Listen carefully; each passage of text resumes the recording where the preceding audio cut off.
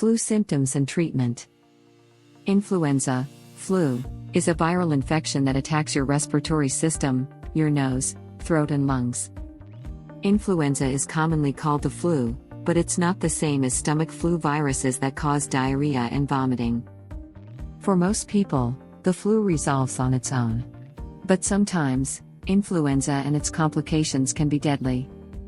People at higher risk of developing flu complications include young children under age 5, and especially those under 6 months. Adults older than age 65. Residents of nursing homes and other long-term care facilities. Pregnant women and women up to 2 weeks after giving birth. People with weakened immune systems. Native Americans.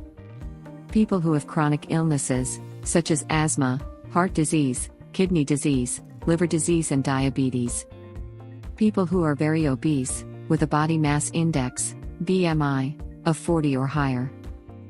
Though the annual influenza vaccine isn't 100% effective, it's still your best defense against the flu.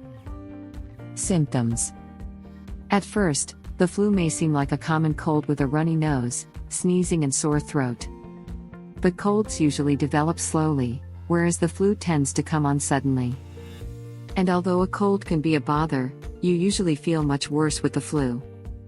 Common signs and symptoms of the flu include fever, aching muscles, chills and sweats, headache, dry, persistent cough, shortness of breath, tiredness and weakness, runny or stuffy nose, sore throat, eye pain, vomiting and diarrhea, but this is more common in children than adults. Causes. Influenza viruses travel through the air in droplets when someone with the infection coughs, sneezes or talks. You can inhale the droplets directly, or you can pick up the germs from an object, such as a telephone or computer keyboard, and then transfer them to your eyes, nose or mouth.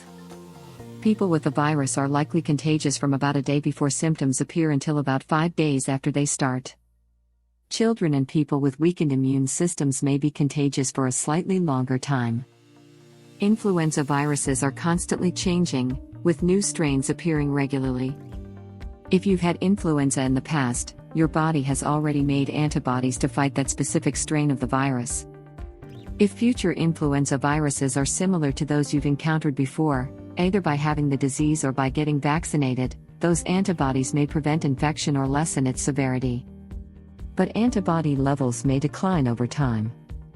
Also, antibodies against influenza viruses you've encountered in the past may not protect you from new influenza strains that can be very different viruses from what you had before. The influenza vaccine isn't 100% effective, so it's also important to take several measures to reduce the spread of infection, including wash your hands. Washing your hands often with soap and water for at least 20 seconds is an effective way to prevent many common infections. Or use alcohol-based hand sanitizers if soap and water aren't available. Avoid touching your face. Avoid touching your eyes, nose and mouth. Cover your coughs and sneezes. Cough or sneeze into a tissue or your elbow.